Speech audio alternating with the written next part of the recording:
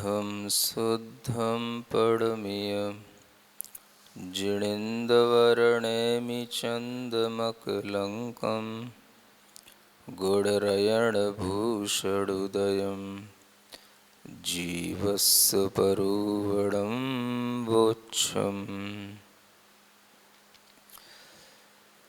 गोमट्टसार जीवकांड ग्रंथराज के स्वाध्याय में श्रुत ज्ञान की मार्गणा, ज्ञान की मार्गणा में श्रुत ज्ञान का वर्णन और वह श्रुत ज्ञान जो हम लोगों के लिए काम में आने वाला श्रुत ज्ञान होता है वह अक्षरात्मक श्रुत ज्ञान कहलाता है। जो वर्णमाला के अक्षर होते हैं वह 64 मूल वर्ण हैं जिनके बारे में आपको जानकारी दे दी गई है। उन 64 मूल वर्णों को अनादि निधन कहा जाता है। अक्षर किसी के द्वारा बनाए हुए नहीं होते हैं, अक्षर अनादि निधन हैं। और जब भी कोई हम शब्द शास्त्र को पढ़ते हैं, व्याकरण सीखने की कोशिश करते हैं, तो सर्वप्रथम हमें इन अक्षरों का ही ज्ञान दिया जाता है और इसी के माध्यम से हम वाक्य आदि की रचना करना सीखते हैं। तो जो अक्षर होते हैं ये अक्षर स्वयं सिद्ध हैं।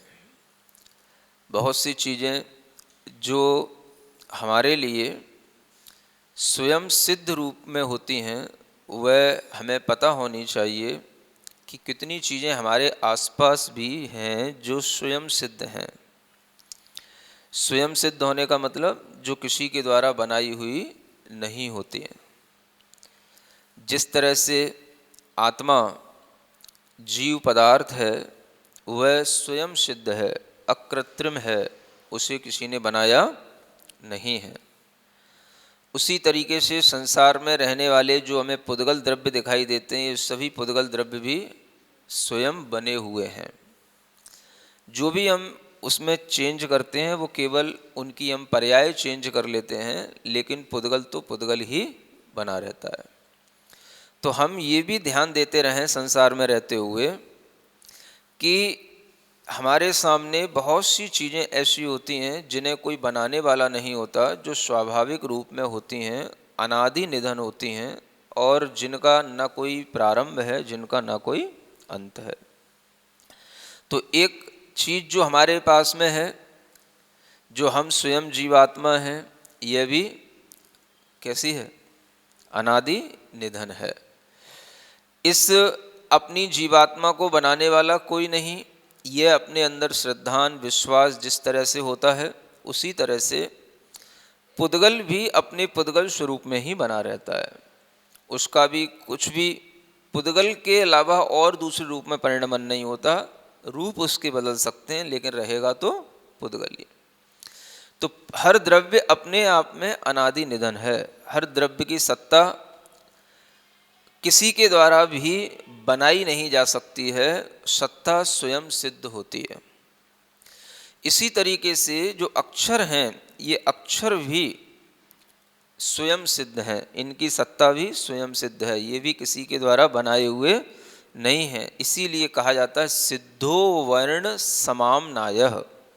एक कातंत्र रूपमाला संस्कृत का एक ग्रंथ है जिसमें संस्कृत व्याकरण पढ़ाई जाती है। उसका सबसे पहला ये सूत्र है, वर्णों की जो आमनाय है, परंपरा है, ये स्वयं सिद्ध है। ये किसी ईश्वर के द्वारा, महेश्वर के द्वारा बनाई हुई नहीं है। वर्ण अक्षर जो होते हैं वो स्वयं अकृत्रिम होते हैं और ये स्वयं ही सिद्ध होते हैं।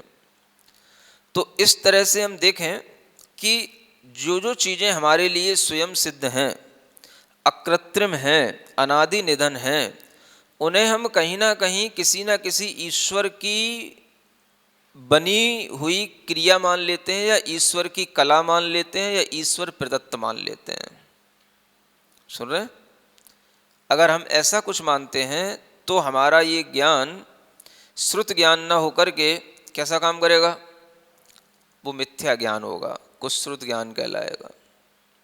मिथ्या ज्ञान और सम्यक ज्ञान में सिर्फ यहीं से अंतर प्रारंभ होता है कि हम जो सुनते हैं, हम जो देखते हैं, हम उसे किस रूप में मानते हैं। अगर आपके लिए आत्म तत्व यह दुनिया में दिखाई देने वाला पुद्गल द्रव्य, प्रकृति, जो कुछ भी हमें संसार में द्रव्य दिखाई दे रहे हैं वो या तो पुद्गल रूप में है या जीव और पुद्गल का संयोग है, तो सभी द्रव्य अनादि निधन होते हैं। अक्षर जो होते हैं ये भी शब्द श्रुत कहलाता है और ये भी जो है अनादि निधन होते हैं। इन्हें भी कोई बनाने वाला नहीं होता है, लेकिन फिर भी हम जो चीज़ें हमें आश्चर्यजनक दिखाई देती हैं उन्हें ईश्वर के ऊपर थोपने की हमारी एक पुरानी आदत है, और यही हमारा एक मिथ्या भाव होता है, यही हमारी मिथ्या बुद्धि कहलाती है। तो हमें ये ध्यान रखना है कि अक्षर किसी के द्वारा बनाए हुए नहीं हैं, ये स्वयं सिद्ध होते हैं। अक्षर स्वयं संगी पंचेंद्री जीव के द्वारा बोलने में आते हैं, और अक्षरों का ज्ञान हमेशा भोग भूमि में भी रहता है और कर्म भूमि में भी रहता है।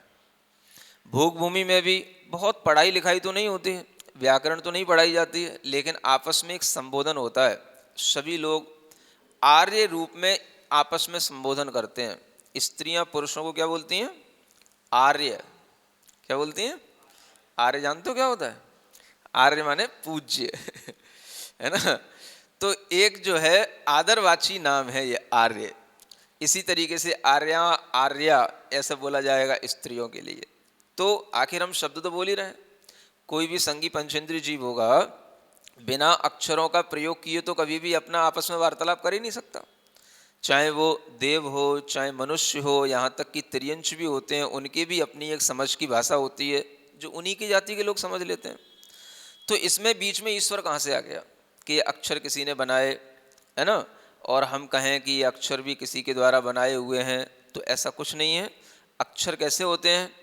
अनादि निधन होते हैं। ये 64 मूल वर्ण हैं जो अनादि निधन हैं, और ये सभी भाषाओं में जितनी भी भाषाएं होंगी उन सब में इन 64 से अतिरिक्त अक्षर नहीं मिलेंगे, है ना। तो यहाँ पर किसी एक भाषा का आग्रह करके नहीं बताया जा रहा है, न प्राकृत का, न संस्कृत का, है ना, न हिंदी का। सभी देश देशांतर की जितनी भी भाषाएं हैं उनमें 64 ही मूल वर्ण मिलेंगे। आप सबको भी संकलित करेंगे तो इससे अतिरिक्त कुछ भी नहीं पाएंगे। तो ऐसा ये जो हमें सार्वभौमिक सिद्धांत बताया जा रहा है, उसी सिद्धांत के द्वारा, उन्हीं अक्षरों के द्वारा द्रव्य श्रुत रचा जाता है ना। अक्षरों से पद बनते हैं, उन्हीं के समूह, संघात, प्रतिपत्ति, अनुयोग, ऐसे बड़े बड़े जो है शास्त्र के रूप में हमें महाअधिकार तक प्राप्त हो जाते हैं। प्रावृत, प्रावृत, फिर प्रावृत, वस्तु और पूर्वों तक का जो ज्ञान होता है ये हमारे सब अक्षरों के माध्यम से ही वृद्धिंगत होता हुआ हमारे ज्ञान के क्षयोपशम की वृद्धि को भी दर्शाता है और द्रव्य श्रुत को भी वृद्धिंगत रूप से दर्शाता है। तो इस तरह से ये जो श्रुत ज्ञान के अक्षर हैं, उन्हीं अक्षरों के लिए हम कैसे उनकी उत्पत्ति या कैसे उनके संयोगी भंग बना सकते हैं, या कैसे उन अक्षरों को हम गणित के रूप में और जान सकते हैं, ये हमें थोड़ा सा और आगे बताया जा रहा है। गाथा नंबर 353 यही है ना, पढ़ें। 64 पदम विरलीय दुगम च काऊण संगुणम किच्चा दुगम च दाऊण संगुणम किच्चा रूणम च कये पुण सुदृणाण सखरा होन्ति। यहाँ कहते हैं श्रुत ज्ञान के अक्षर सुदृणाणस्य अक्षरा होन्ति, यानी श्रुत ज्ञान के अक्षर होते हैं। श्रुत ज्ञान समझ गए ना बाप? पूरा द्वादशांग, 12 अंग, 14 पूर्व, और प्लस उसमें ये भी और करना है जो अंग बाह्य नाम का आपको श्रुत बताया था वो भी। तो श्रुत ज्ञान 2 प्रकार का है, एक तो अंग प्रविष्ट और एक अंग बाह्य। जो अंग प्रविष्ट के रूप में है वह 12 अंग और 14 पूर्वों में शामिल हो जाता है, है ना। अंग प्रविष्ट के 12 अंग और 14 पूर्व ये भेद हैं। और अंग बाह्य कुछ और उसके भी बाहर कुछ बचा रह जाता है, वो अंग बाह्य कहलाता है। ठीक है ना। तो ऐसे संपूर्ण श्रुत के अक्षरों का यहाँ पर प्रमाण बताया जा रहा है। क्या कहते हैं? 64 पदम विरलीय। 64 अक्षर आपको बना के दिए थे, उन्हीं को आप 64 स्थान में विरलित कर लो। यानी कि उनको आप अक्षरों को एक एक करके 64 जगह पर रख लो, ये 64 पद बन गए। दुगम च दाऊण, उनके ऊपर सब एक एक अक्षर के ऊपर दो दो दो दो दो दो लिख दो। कितनी बार? 64 बार। समझ आया ना? दो को हमने कितनी बार लिख दिया? 64 बार। संगुणम किच्चा, और फिर उनका जो है आपस में परस्पर में गुणा करना, है ना। तो वह क्या बन जाएगा?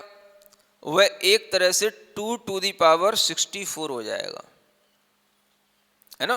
परस्पर में यदि हम गुणा करते चले जाएंगे तो इस तरह से गुणा करने पर, माने संगुण माने एक तरीके से उसका वर्ग हो गया। ऐसा सबका वर्ग करके गुणा करके ऋणम च कहे, है ना, उसमें से एक कम कर देना। तो जब हमने दो दो दो दो करके जब हम उसको 64 बार रख करके आपस में गुणा करेंगे, तो जो संख्या आएगी वह संख्या वही होगी जो आपको पहले बताई थी, एक अट्ठी प्रमाण संख्या बताई थी ना। इसको चाहे आप ऐसे समझ सकते हो, द्विरूप वर्ग धारा में दो दो का वर्ग वर्ग करते करते जो छठवां वर्ग आएगा वो भी यही संख्या होगी। क्या समझे? 2 का स्क्वायर किया एक बार, फिर उस जो आई संख्या उसका स्क्वायर किया 2 बार, फिर उसका स्क्वायर किया 3 बार आ गया, फिर उसका स्क्वायर किया 4, फिर उसका स्क्वायर किया 5, फिर उसका स्क्वायर किया 6वीं बार। इस तरह से 6 बार स्क्वायर करने से जो संख्या निकलेगी वो कितनी होगी? एक अट्ठी प्रमाण, है ना। और इस तरह से आप निकालोगे 64 पदों को विरलित करके एक एक के ऊपर दो दो करके आपस में गुणा करके करोगे तो भी कितनी आएगी? एक अट्ठी प्रमाण। ठीक है ना। वो एक अट्ठी प्रमाण संख्या कितनी होती है वो आगे बताई जानी है, आपके गणित से नहीं बन रही है ना। आचार्यों ने सब गणित करके रखा हुआ है, वो आपको स्वयं बता देंगे। सब आपको पका पकाया मिल रहा है, आप सिर्फ सुने देखें बस, जाने, है ना। एक अट्ठी प्रमाण संख्या का आपने आकलन करके अभी नहीं निकाला होगा। इतना हमने आपको पहले बताया था कि वह संख्या शुरू जो होगी वो जो है 1844, उसका प्रारंभिक ये डिजिट होगी। कितनी? इसलिए उसको एक अट्ठी बोलेंगे, 1844, ये उसके शुरू के अक्षर होंगे। तो इस एक अट्ठी प्रमाण संख्या की जो आपके लिए पहले बताया था कि श्रुत ज्ञान के इतने अक्षर होते हैं, वही यहाँ पर बताया जा रहा है कि वो अक्षर कैसे निकाले जाएंगे। तो इन्हीं मूल वर्णों को दो दो के साथ में गुणा करके और विरलन करके उनको दो दो का गुणा करके एक कम करने को भी कहा गया था।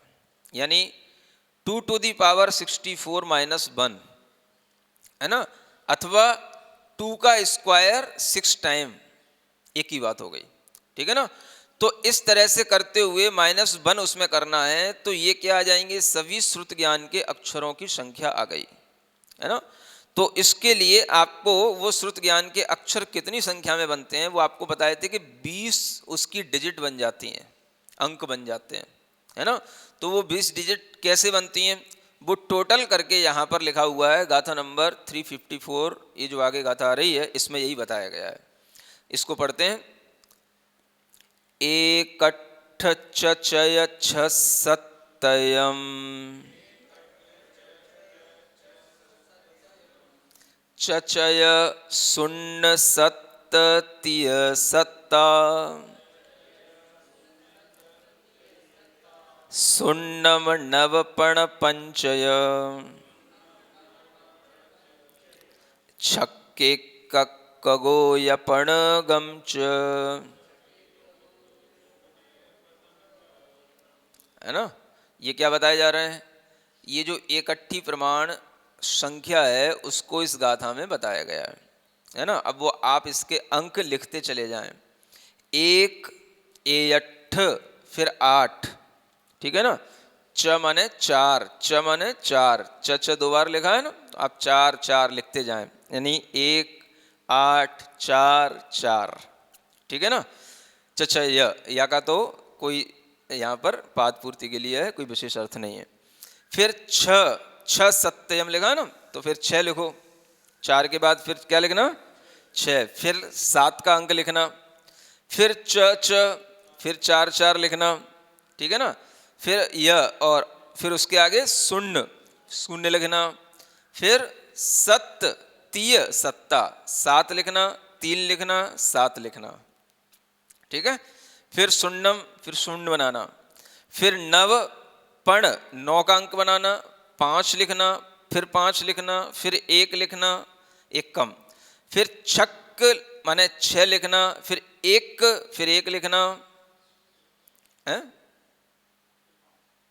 छक एक गोय पणगम च, 6 लिखना, 1 लिखना और फिर 5 लिखना, ठीक है ना। तो ये कितने हो गए, ये 20 अंक प्रमाण, ये संख्या आपकी आ गई। और इतना जो आपने लिख लिया है ना, ये सब क्या कहलाया, ये एकट्ठी प्रमाण संख्या कहलाई, ठीक है ना। जो हम आपको एकट्ठी बता रहे थे, ये कहाँ से शुरू होती है, 1844, ये इसकी प्रारंभिक संख्या है, बाद में जो है सो ही, ठीक है ना। तो ये बन गए 20 अक्षर, कोई किसी को डाउट तो नहीं है, गिन लिए ना, 1 8 4 4 6 7 4 4 0 7 3 7 0 9 5 5 1 6 1 और 5, बिल्कुल ठीक है ना। इतना ये क्या आया, ये द्विरूप वर्ग धारा का 6वां वर्ग स्थान आ गया, समझ आ रहा है। यानी कि जो आपने वर्ग किया था 2 दूनी 4, फिर 4 चौको 16, 16 16 256, फिर 256 का वर्ग 65,536, ये कहलाया पनट्ठी। फिर इसका वर्ग आएगा बादाल, फिर उसका भी जो वर्ग आएगा वो एकट्ठी प्रमाणित 6वां वर्ग स्थान आ जाएगा। इतनी संख्या प्रमाण, ठीक है ना। तो अब आपके दिमाग में बातें क्लियर हो जानी चाहिए, काफ़ी बार बता दिया है, उन्हीं चीज़ों का रिपीटेशन काफ़ी हो गया है तो आपके लिए तो ये रिपीटेशन करना पड़ता है ना। लेकिन ये भी जानना कि यहाँ जो ये श्रुत के अक्षर बताए जा रहे हैं, ये अपनुरुक्त अक्षर हैं, ये अनरिपीटेड लेटर्स कहलाएंगे। ये जो इतनी संख्या बताई जा रही है, ये कैसे हैं, अपनुरुक्त। अपनुरुक्त का मतलब होता है कि जो हम किसी भी अर्थ को कहने के लिए जो वाक्य रचना बार बार करते रहते हैं, वो पुनरुक्त में आएगी, है ना, हमें अपनी बात को पूरा करने के लिए। लेकिन जो उसका वास्तविक अर्थ होता है, उतने अक्षर बताने के लिए वो अपनुरुक्त अक्षर होंगे। तो वह अपनुरुक्त अक्षरों की संख्या जो होती है वो इतनी है श्रुत ज्ञान की, जो यहाँ बताई गई है। यानी एक अट्ठी में एक कम, कितनी, एक अट्ठी में एक कम, समझ में आ गया एक अट्ठी। अब बोलो तो आ गया। अब ये कितने तरीके समझ में आ गया, द्विरूप वर्ग धारा से भी समझ में आ गया, यहाँ पर विरलन करके बताया कि आप 64 को 2 2 बार 64 बार गुणा कर लें, ठीक है ना, तो भी वही आ जाएगा, और उसमें -1 कर दें, तो इस संपूर्ण श्रुत ज्ञान के अक्षरों की संख्या आ जाती है, ठीक है ना। अब यहाँ आगे आचार्य कहते हैं कि उन श्रुत ज्ञान के जो ये अक्षर हैं संपूर्ण, उनसे हमें अगर पद बनाना है या प्रकीर्णक के अक्षरों का प्रमाण निकालना है, तो वो कैसे निकालेंगे, वो जो आपको पहले बताया था थोड़ा सा, आप पुनः इस गाथा के माध्यम से सुने। एक बात को बार बार सुनने से भी आपको ध्यान में रह जाए तो अच्छी बात है, इसलिए बार बार भी कोई चीज़ें रिपीट हो रही हैं, ठीक है ना। तो गाथा नंबर 355, मध्यम पदक्षर अवहिद वर्णाते अंग पुव्वग पदानि शेषक्षराण संख्या ओ मयि ओ पैण्याणम पमाणम तु हाँ, अब यहाँ ये जो ओ शब्द आया है, ये ओ तो आपके संबोधन के लिए है। ओ माने हे भव्य जीव, सुन रहे हो कि नहीं? हैं? हाँ, ये उसी संबोधन के लिए ओ है। ये नहीं बोलते हैं, ए क्या बोलते हैं? ओ, है ना? तो ये आपके लिए एक आदर सूचक शब्द है। ओ का मतलब हे भव्य जीव, ओ भव्य जीव, ओ भव्य जीव, सुन रहे हो? तो वही ये ओ इसके लिए आया है, ठीक है ना? अब यहां देखो आचार्य क्या कहते हैं, मध्यम पदक्षर अवहित वर्णा, है ना? मध्यम पद के अक्षरों से अवहित माने भाजित जो वर्ण हैं, अक्षर हैं, ते अंग पुब्बग पदानी, वे अंग और पूर्व के पद बन जाते हैं, ठीक है ना? शेष अक्षरा, और जो शेष अक्षरों की संख्या माने संख्या है, वह पैंडियाणम, वह प्रकीर्णकों का प्रमाणम तू वह प्रमाण है, ठीक है ना? थोड़ा सा इसके बारे में आपको पहले भी हिंट किया था कि ये जो हमने इकट्ठी प्रमाण संख्या निकाली है, ये क्या है? ये संपूर्ण श्रुत के अक्षरों की संख्या है, ठीक है ना? अब दिमाग थोड़ा सा चलाना है आपको, ज्यादा नहीं, थोड़ा सा चलाना है ना? एक आपको क्या बताया था, इसमें लिखा है मध्यम पद के अक्षर। अब हम आपसे पूछें मध्यम पद के अक्षर कितने होते हैं? अब ध्यान आया ना? एक मध्यम पद में जितने अक्षर बताए थे, 1634 करोड़ 83 लाख 7,888। ये ध्यान रखना है आपको, एक मध्यम पद में इतने अक्षर होते हैं जो बताए गए थे ना, इतने एक पद के अक्षर हैं। ये क्या है? ये एक पद के अक्षर हैं। पद समझ रहे हैं ना? जैसे 8 अक्षरों से एक पद बना, नमः श्री वर्धमानाय, तो उससे एक अर्थ क्लियर हुआ कि मैं श्री वर्धमान भगवान को नमस्कार कर रहा हूं। फॉर एग्जाम्पल, ये उदाहरण देके बता रहा हूं, ये किसने? 8 अक्षरों का एक पद बना।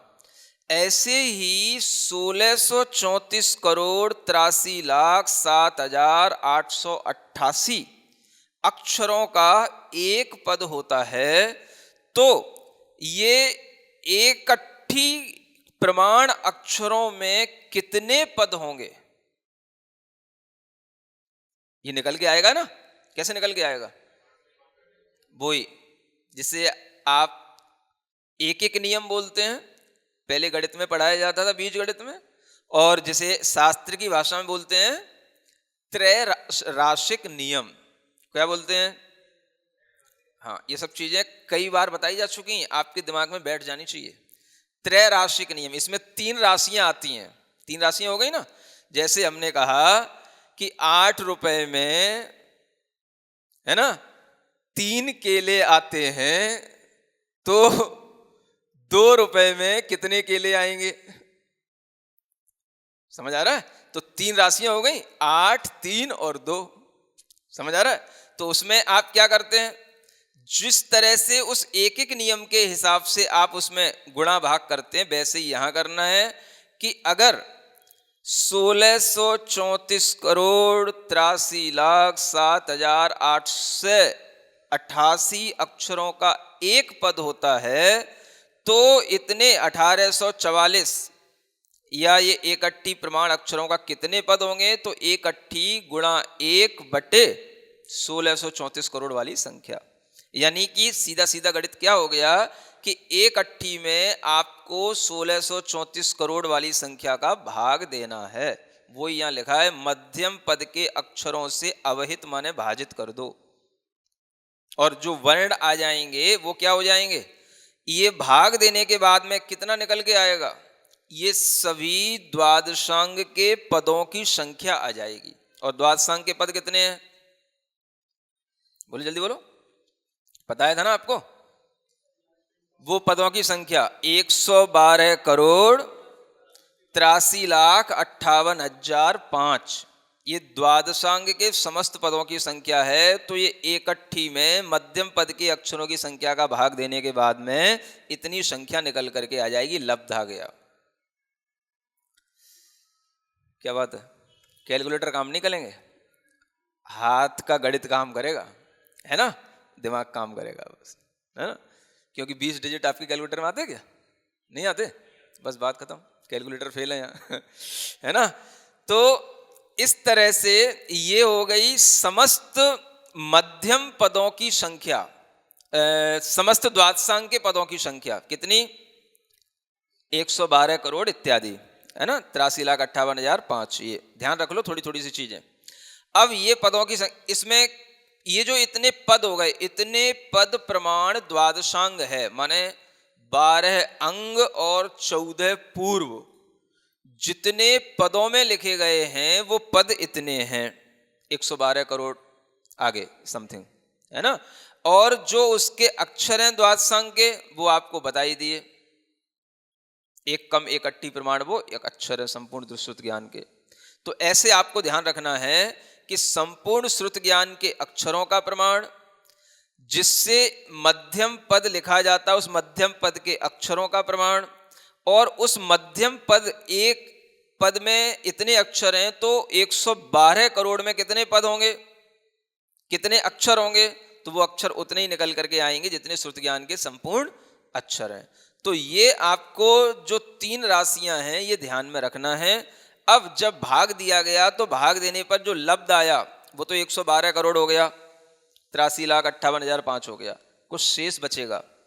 जब हम किसी राशि में भाग दे कुछ शेष भी बचता ना, पूरी पूरी राशि भाजित हो जाए जरूरी नहीं होता। तो जो शेष बचेगा, वो जो अक्षर बचेंगे वो कहलाएंगे प्रकीर्णकों का प्रमाण। शेषाक्षर संख्या, शेष अक्षरों की जो संख्या है ये क्या है, ये प्रकीर्णक। प्रकीर्णक माने अंग बाह्य को प्रकीर्णक संज्ञा से कहा जाता है। अंग बाह्य का दूसरा नाम क्या है, प्रकीर्णक। अंग प्रविष्ट किसको बोलते हैं, 12 अंग और 14 पूर्व रूप जो संपूर्ण द्वादशांग है वो क्या कहलाएगा, अंग प्रविष्ट। घूम रहे हो क्या, अंग प्रविष्ट। और अंग बाह्य क्या कहलाएगा,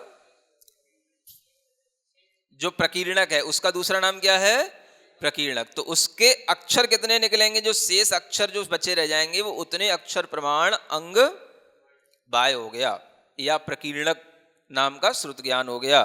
तो वो अक्षर कितने होते हैं, तो वो भी निकल के जो आएगा 8,01,08,175। ये इतने अक्षर आएंगे किसके, अंग बाह्य के, जिनसे कि अंग बाह्य श्रुत ज्ञान की रचना की गई है। ठीक है ना। अब ये 12 अंग क्या कहलाते हैं, इनके नाम, 14 पूर्व के नाम, अंग बाह्य के नाम, ये सब आगे आएगा। और एक एक अंग में कितने कितने पद होते हैं ये भी आगे बताया जाएगा, है ना। अभी यहाँ पर टोटल बताया जा रहा है, फिर आगे आपको एक एक करके सब बताया जाएगा। ठीक है ना। तो ये अक्षर हो गए कितने, जो शेष अक्षर कितने बचे रह गए, 8,08,8,175, 80108175। ठीक है ना। ये संपूर्ण श्रुत ज्ञान के अक्षरों संबंधी आपको यहाँ पर ज्ञान पूर्ण मिल गया है, अब कुछ बचा नहीं है। ठीक है ना। अब क्या बचा है, अब आपने जो सुन रखा है महाराज 12 अंग क्या होते हैं, 12 अंग, तो उनके नाम, कितने पद होते हैं, उन पदों की संख्या, ये सब अब आपको क्रम से बताई जानी है। ठीक है ना। तो अब आप थोड़ा सा सुन सकते हैं पहली गाथा 356 नंबर की, जिसमें अंग के नामों का वर्णन किया गया है। द्वादशांग के जो अंग हैं कितने, 12, तो उनके नाम जो है 2 गाथाओं में हैं, 56 और 57, 2 गाथाओं में नाम आए हैं। आया रे सुदयणे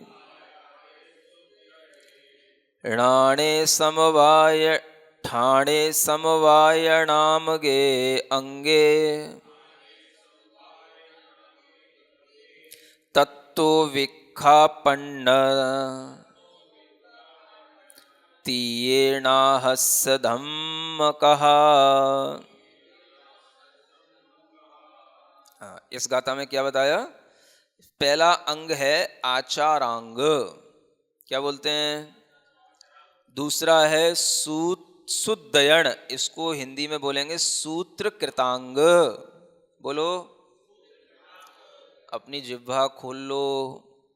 कम से कम हम अंगों का ज्ञान नहीं कर सकते, उन अंग शास्त्रों का तो नाम बोल लो, इससे अपनी जिह्वा पवित्र हो जाएगी, है ना। पहला अंग आचारांग, दूसरा सूत्र कृतांग, तीसरा ठाण, ठाण माने होता है स्थानांग, स्थान उसमें अंग जोड़ देना पीछे, स्थानांग, समवायांग, ये चौथे नंबर का समवायांग, फिर तत्व उसके बाद विखाण पंडितीय यानी व्याख्या प्रज्ञप्ति अंग, व्याख्या प्रज्ञप्ति अंग, फिर उसके बाद में नाहस माने नाथ की धर्म कथा, इसको बोलते हैं धर्म कथांग, है ना, क्या बोलते हैं इसको, धर्म कथांग। ठीक है, कम से कम आपने इतने अंगों का नाम स्मरण कर लिया, है ना। अब 6 अंग हो गए, आगे और बताया जाएगा। तो ये अंगों में सबसे पहला अंग कौन सा है, आचारांग। सुन रहे हैं, अब आप सुनो, विचार करो, ये अंगों की रचना कौन करता है, गौतम गणधर। गौतम गणधर तो कहोगे तो सिर्फ भगवान महावीर के लिए हो जाएगा, और गणधर कहोगे तो सबके लिए हो जाएगा, है ना। तो ये अंगों की रचना गणधर परमेष्ठी करते हैं, ठीक है ना। भगवान ऋषभ देव के प्रथम गणधर ऋषभ सेन थे, भगवान महावीर स्वामी के प्रथम गणधर इंद्रभूति गौतम गणधर थे। तो जो भगवान की दिव्य ध्वनि सुनते हैं, उसी दिव्य ध्वनि को सुन करके 12 अंगों में उस दिव्य ध्वनि की रचना की जाती है। उन शास्त्रों के रूप में अंग और अंगों और पूर्वों के रूप में उस दिव्य ध्वनि के सारे व्याख्यान को समाहित किया जाता है। तो उसमें सबसे पहला जो अंग बनाते हैं गणधर परमेष्ठी, सभी तीर्थंकरों के सभी गणधर एक ही तरह से काम करेंगे। सुन रहे हो, आगे पीछे कोई नहीं होगा। पहला अंग कौन सा होगा हमेशा, आचारांग। आचारांग का मतलब होता है आचरण को बताने वाला ज्ञान जिसमें दिया जाए उसका नाम है आचारांग,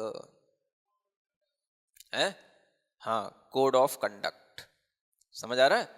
तो सबसे पहले ये जरूरी है।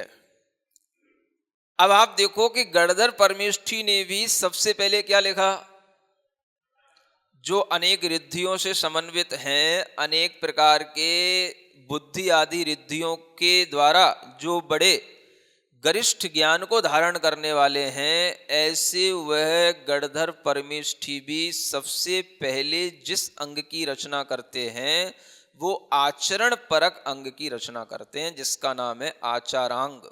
सबसे पहले आपको आचरण पर ध्यान देना है। समझ आ रहा है, आचार संहिता, हाँ, सबसे पहले। यानी जैन धर्म में ज्ञान की शुरुआत आचरण से होती है, आचारांग ज्ञान से होती है। यानी सबसे पहले आचार संहिता लागू की जाती है कि ये आचार संहिता होगी तो ही आप आगे कुछ और ज्ञान ले पाएंगे। वृद्धिंगत आपका ज्ञान होता रहेगा। ज्ञान का क्षयोपशम भी आचरण से बढ़ता है। सबसे पहला अंग कौन सा हो गया, आचारांग। इसमें सिर्फ आचरण का ही वर्णन है, और मुख्य रूप से भी अगर देखा जाए तो मुनियों के आचरण का वर्णन मिलेगा, है ना। आचारांग भी, आचार किसके लिए, तो पंचाचार जो होते हैं, है ना, तो उनका वर्णन, और उसमें भी ये जो आचरण है, इन आचरण में मूल रूप से वही आचरण रहता है। एक बार जिसे आपको किसी गाथा के रूप में बताया गया था, कदम चरे कदम चिट्ठे कदम आसे कदम सये कदम भुंजे भासिज जेण पावम न बज्जई, है ना। ये गाथा मूलाचार ग्रंथ में मिलती है। और ऐसा कहा जाता है कि इस गाथा के माध्यम से गौतम गणधर जी ने भगवान तीर्थंकर से पहला प्रश्न किया, यही किया कि हे भगवान, हम इस संसार में अनेक जीव हैं, ये आपने ज्ञान दे दिया, लेकिन हम कैसे चलें, कैसे उठें बैठें, कैसे सोएं, कैसे बोलें, कैसे खाएं पिएं, जिससे कि पाप का बंध ना हो। सुन रहे हो? तो भगवान ने जो उत्तर दिया, कदम की तरह जगह पर उन्होंने सिर्फ जदम बोल दिया। क्या बोल दिया? जदम।